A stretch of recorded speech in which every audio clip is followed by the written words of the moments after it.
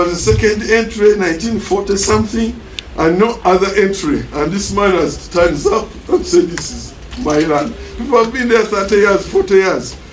A woman told me she was brought from somewhere, blindfolded. I think those days when they used to marry people, they would blindfold them, and then at night move to where she would get married, and then unfolded. Of course, she remains in the Kisenge for some time. Then eventually she comes out of Kuva Kisenge, as they call it in Uganda, and then she sees a new world. She says, I've been here, produced children here, my grandchildren are here. I think she was now could be in the 60s or what, so she doesn't know any other world. Somebody says, go away from here, because I've got a chapper. So these are real things. And I left Rakai very late, and I left here almost this morning. I must say straight away that most of the things here are my thoughts. They don't necessarily reflect the views of government. I am giving them as a researcher, as a scholar, as a professional, and basically don't tie them to government, that the government said this or that. This is really my thinking. I must say straight away, I think the forum also will have to engage in the Indian government, because I did some research, because India had the British rule for 200 years prior to their coming to Uganda. And there they had installed something akin to our Mailo. And immediately got independence, they abolished it by law. All Mailo equivalent was abolished immediately without compensation to the title holders, the Mailo holders. I've written about it several times, and I thought that because somebody, when I tried to make the point of land reform and saying Mailo must be abolished and that there should be no compensation, somebody came up with a write-up that you must compensate, and he gave the figures to 46 trillion to compensate Mailo owners. So that was Kulemisa.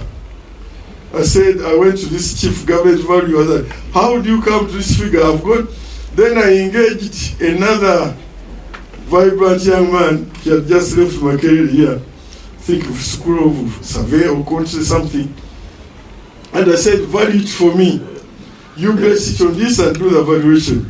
He came to a valuation of about 80-something billion, very affordable.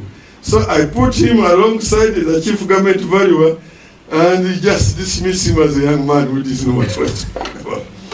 But I was saying that what is the value, what is the beneficial value of a Mailo, a title holder now, today? Your beneficial value is 5,000 per annum. Maybe let me not go so far, let me address you first of all for what I've written here. Since you have other forums to come, then we shall engage. Now, I've written down. I don't want to get very far from what I've written, but where necessary, I'll make offer a couple comments. Ladies and gentlemen who are here present today, I want you to accept the phrase, all protocol observed. Ladies and gentlemen, the Mailo tenure system was established in the 1900 agreement.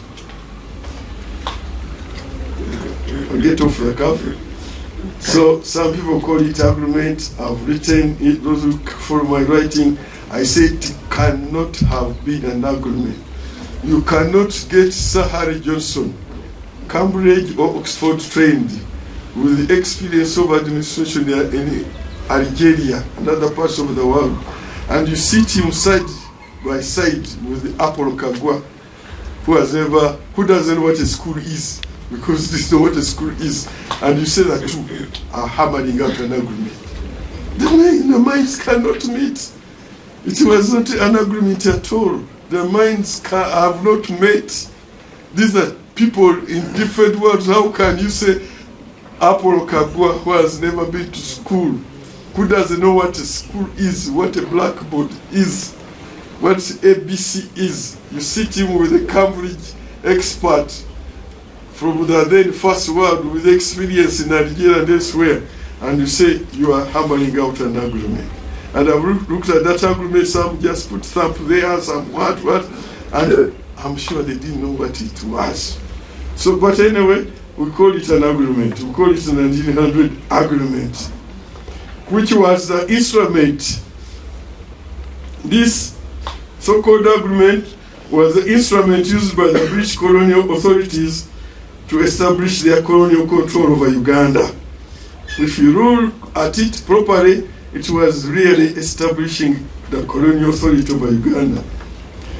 The agreement set up the kingdom of the Province of Uganda as the first province of Uganda, with an estimated land mass cover of about 19,600 square miles. Half of this area was appropriated as crown land. The other half was divided and allotted in parcels measured in square miles to the Kabaka, his family. The three native ministers were called Regents, the county chiefs, 1,000 minor chiefs, missionary societies, and the Muhammedan chief. There was also an allotment to the government installation areas. The peasants, bibanja holders, were left completely landless at the mercy of the new Mailo landlords. Completely merciless. And I've read the book, I think it is Professor Wanga Rujigo. I've read the book that actually it was, since you are here, I may misquote you, but I think you've written something about that. At a later stage, you are the authority, you say something about it, maybe in the other forum. They became completely landless. As you are researchers, you search at what happened, was there before and after. Now let me tell you something, that what came after, and I may distort this thing because I have too much knowledge, so I go back and forth. Because this one came after this allotment. I think Rwangalo Nyigo eventually comes up that actually those who eventually end up paying, nobody knew what it was. Even those who got it, they used to call him Omutala. They didn't know it was Lao, it's square miles, it's Omutala Gwani. It did not have any tenants, any no tenants. It was 8 years later, in 1908, when the possession of land law was put in place. That law created two tenancies. The Mailo, which in section 2 of that law, defined it as privately owned land, which conferred upon the owner the right to sell, to give away as a gift, to will it as he so wished. And the key word there, right to sell. So the first market of land was created by Bazungu in 1908 law. So the next day, people were selling land, selling. Apollo Kagwa himself sold most of the land because he had a problem. I think he had a legal suit in court and he sold most of the land. Today, Apollo Kagwa, if you trace the family land which they have, you cry. There's virtually nothing. The other day, one of my legal friends told me that they were a small decimal. You know, now they call them 0 by what, 50 by what. And the petrol station was coming to establish their facility. And they came, all the Kagwas came from all over. We want a portion of it. They have no land. The 300 or so acres don't exist anymore. Because they are the ones who started the market.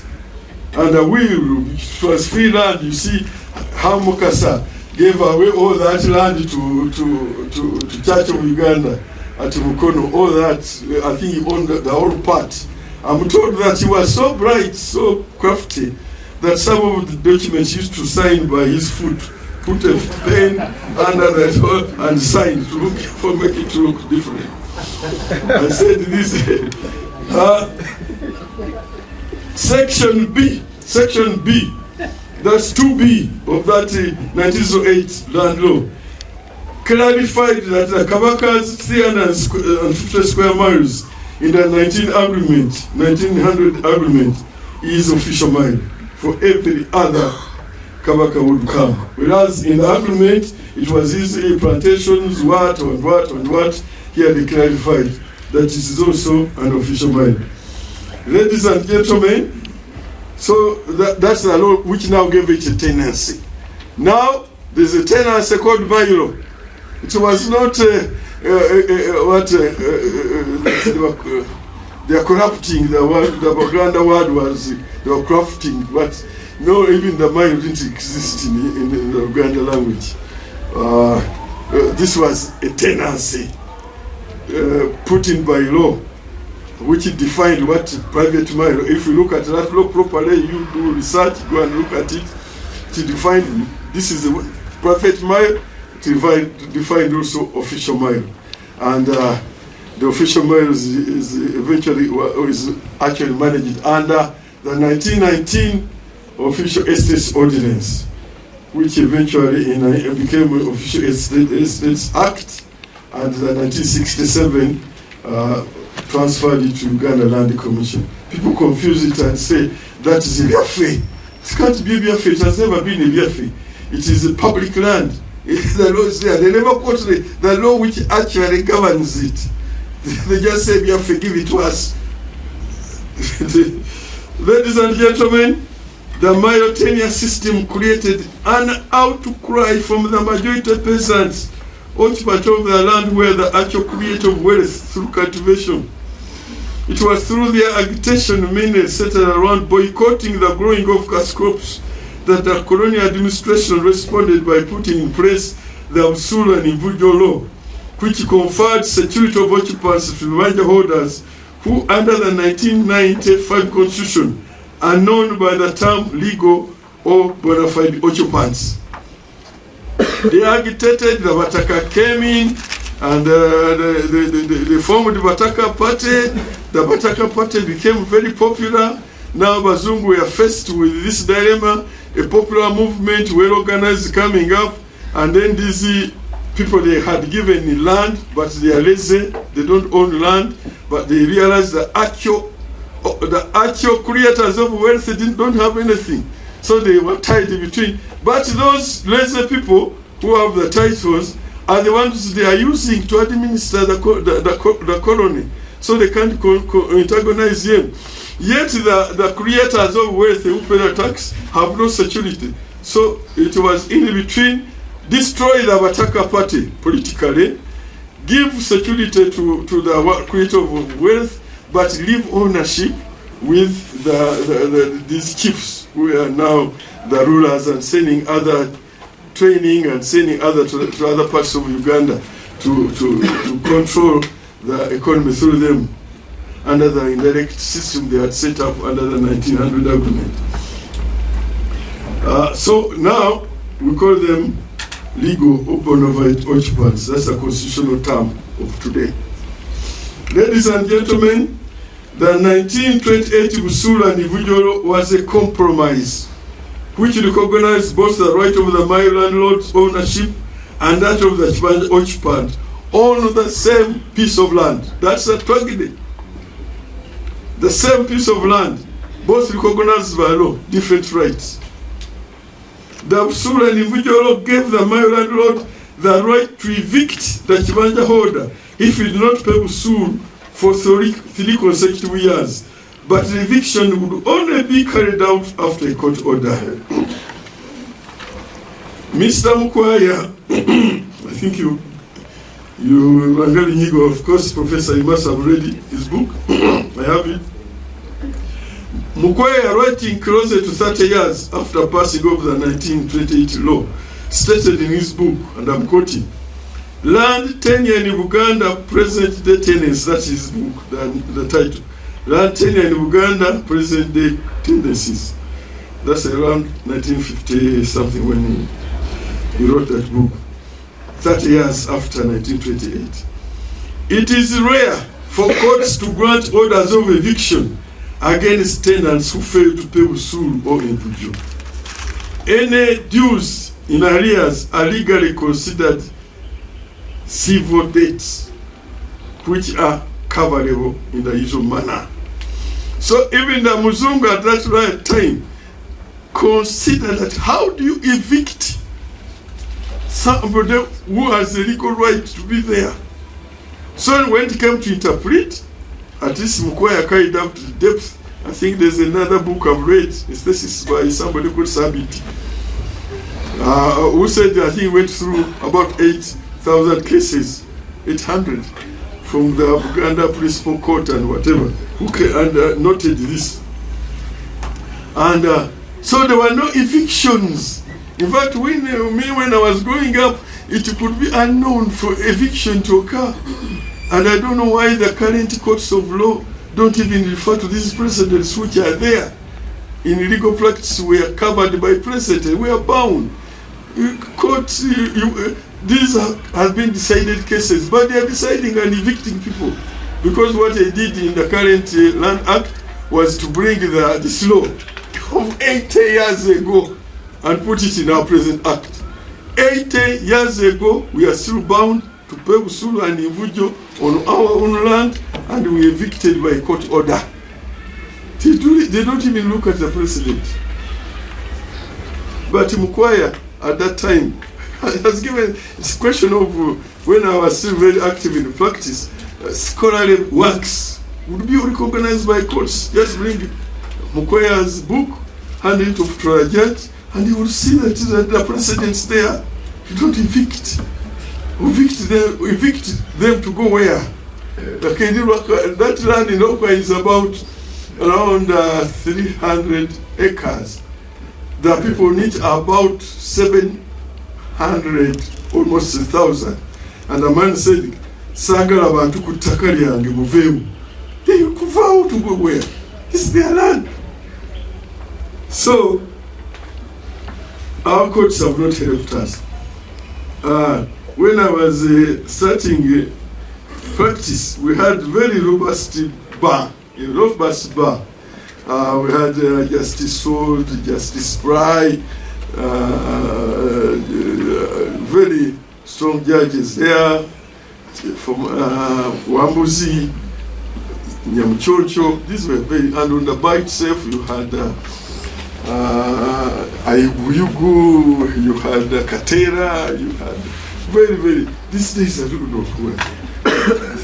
So I would like you to extend this platform to encompass all the land in Uganda, all the tenures in Uganda.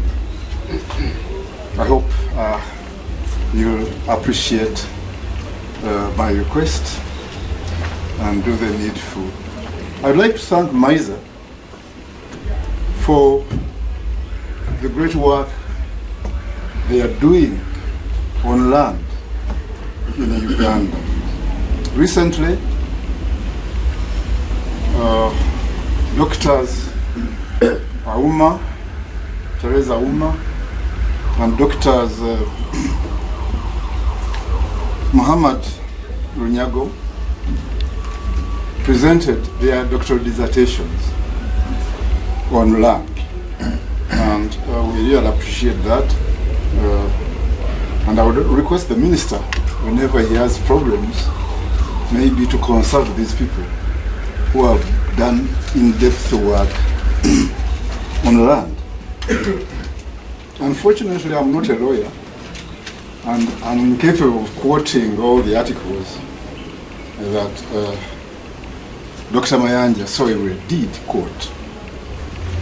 But let me note the following. There is a low-intensity war going on, land war going on in Uganda, in Buganda and outside it. And Dr. Mayanja has been a victim of this war, and he knows very well what is going on the ground.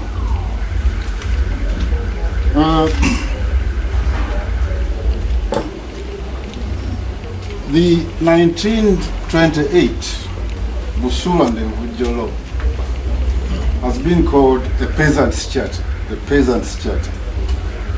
It liberated the peasant from some of the more onerous states in which the peasants operated. The rent was standardized, and from that time up to fairly recently, we didn't hear of evictions.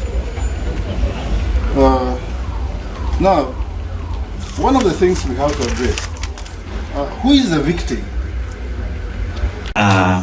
He appreciates the effort of the ministry in trying to address the problem of Mailo in Uganda.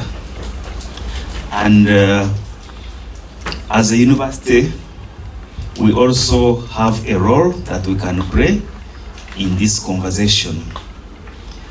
And our role as a university, we have mandates that stretch over 3 major areas. The first one is the teaching and learning, and under this, universities can prepare the next generation of land professionals, policymakers, and community leaders with knowledge, skills, and ethics to handle Mailo land complexities. So that can be one of our roles. And the second one is in research and innovation. And under this, universities can generate evidence-based solutions that balance legal rights, customary norms, and socio-economic realities. Then the other mandate of the university is on community engagement and outreach. And under this, universities can serve as neutral brokers between government, cultural institutions, landlords, and tenants. Then on policy engagement and advisory role, I think the university can also contribute greatly to this by providing expert panelists to provide technical input to parliamentary committees, ministries, and presidential commissions on land. And finally, on the institutional collaboration, university networks can help to research and obtain best practices in complex tenure situations. Now coming to my own views on the matter, I agree with the Vice Chancellor in his observations. As you know, many of us, the Mailo issue started a long time ago, even soon after it was introduced. During the allocations, there were a few issues. And from that time, there has been a lot of effort, and this effort has been mainly on legislation. As we are aware, in 1975, one of the efforts was to abolish Mailo. That was in 1975. But Mailo land was never abolished. And the conversation came back in 1995 during, in 1994 actually, during the constitution formulation process, and Mailo land came back. Of course, I know that there are some of the recent reports that also suggested the removal of Mailo, but we are still to see what is going to happen to those recommendations, because definitely Mailo may not be an easy thing to abolish.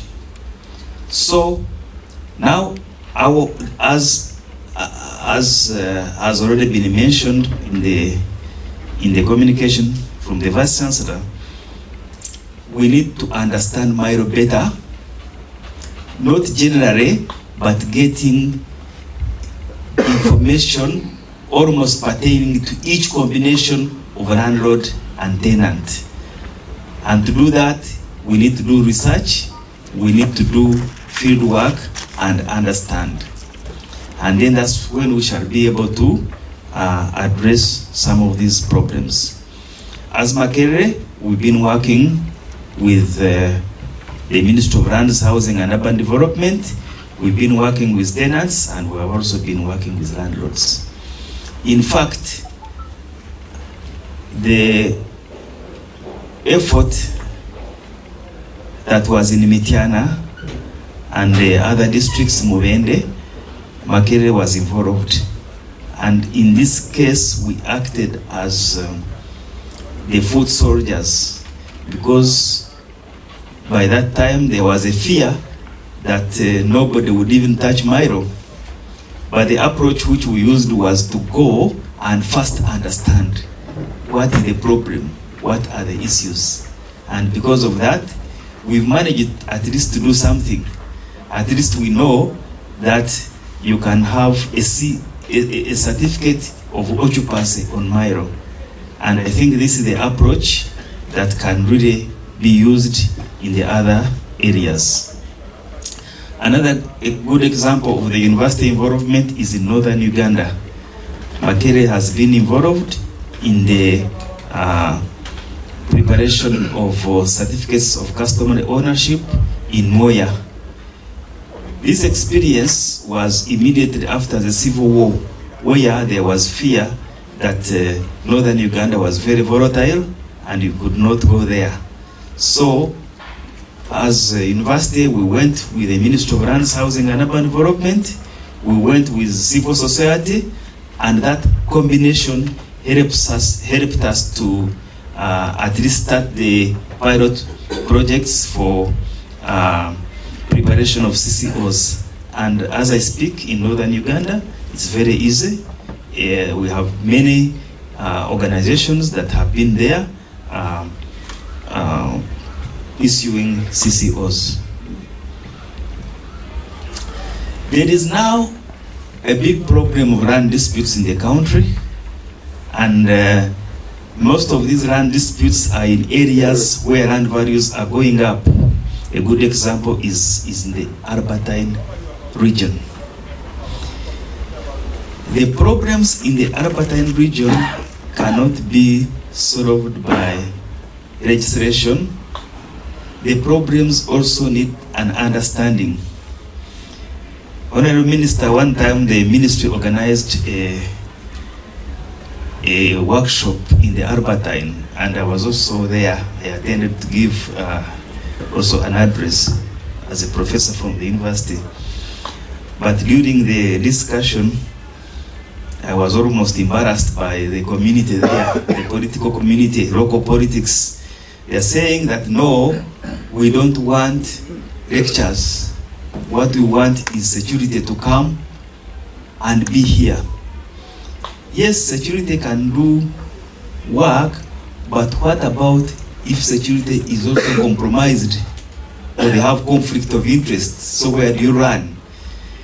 The best way to run is to understand the problem and provide security, tenure security for all. When people have evidence of land ownership, to me that is the highest level of security, because that one may be tampered with, but at least it's not like when somebody does not have any evidence. Finally, Honorable Minister, we always have in our statistics, initially we had we had the statistics that 20% of the land in Uganda is registered, but now because of the different ministry interventions, I think the statistics has gone to 30%. To me, Honorable, I think this is also wrong. We need to re-examine these statistics, because the thinking during that time that 20% of land in Uganda was registered was because Buganda, which was systematically registered, constitutes about 20% of the territory. So we took it from there. But now when you talk about land registration, you are talking about security of land, tenure, and security of land rights. But when you examine Mailo, who is secured within that 20%? It is only 30%, because on Mailo, 70% of the people are tenants and 30 are landlords. Landlords have documentation, but tenants do not have any documentation. So, which means when you get only 30% of the 20%, then the overall percentage of Uganda that is registered will go to below 10%. So we shouldn't be proud. We need to solve the problem of tenants on Mailo land so that they can also be secured and they are able to access the benefits of registration. I would like to end my remarks. Senior researchers and members of the civil society, ladies and gentlemen, apologies if I have skipped some protocol. So first of all, I would like to welcome the Honorable Minister to this closing session for the platform. And on behalf of Makerere University, I would like to welcome all of you. My name is Moses Musinguzi. I am a professor in the Department of Geomatics and Land Management, and also the principal of the College of Engineering, Design, Art and Technology. The Vice Chancellor has requested me to come and represent him here. Originally, he knew he was going to attend, but somehow at the last minute something happened and he had to go. So he asked me to come and represent him. So I will just give some talking points which he has sent me to send, but also as a professional in land administration, I will also give my own views at the end.